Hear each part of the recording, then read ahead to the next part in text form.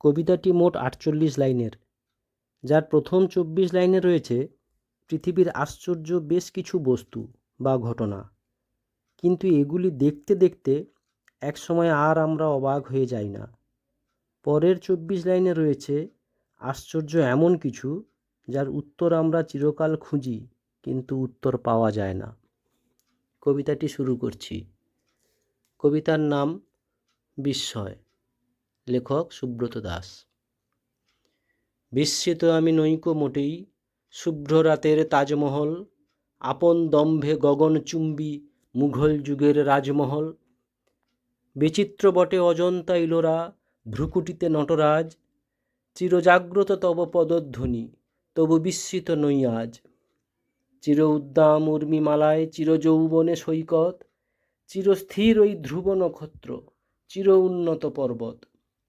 ধবলগিরির তুষার শৃঙ্গে ঝকমক করে কাঞ্চন, ঝর্ণাতে জাগে নৃত্য, তবু বিস্মিত নয় মন। বিস্মিত আমি নইকো মোটেই, কুজ্ঝটিকার দামিনী, অসিত বরণ আফ্রিকা, তব গ্রহণ অরণ্যানী।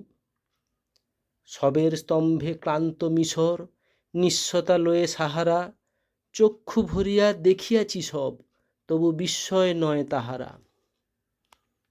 দুলোকে কত না গোলক ভুলোক, আপন ভরের ভারে, কোন সে বাঁধন অটুট এমন, বিস্মিত করে মোরে।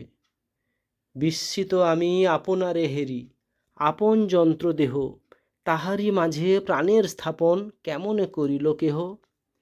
কেমনে অঙ্গে পশিল বিবেক, দয়া মায়া আর স্নেহ, ধর্ম ও জাত তাহার তফাৎ কেমনে করিল কেহ। বিস্মিত আমি জ্যোতিষশাস্ত্র, গ্রহদের ঘূর্ণন, কোন সে প্রাচীন আমলে কিরূপে কারা দিল বর্ণন। বিস্মিত আমি তন্ত্রমন্ত্রে, পাথরে জাগে কি প্রাণ, পাপ পুণ্যের হয় কি বিচার, প্রার্থনা দেয় ত্রাণ। পুনর্জন্ম আছে কি, তবে স্মৃতি কেন হয় ম্লান, বিস্মিত আমি মৃত্যুর পরে কোথা হয় প্রস্থান।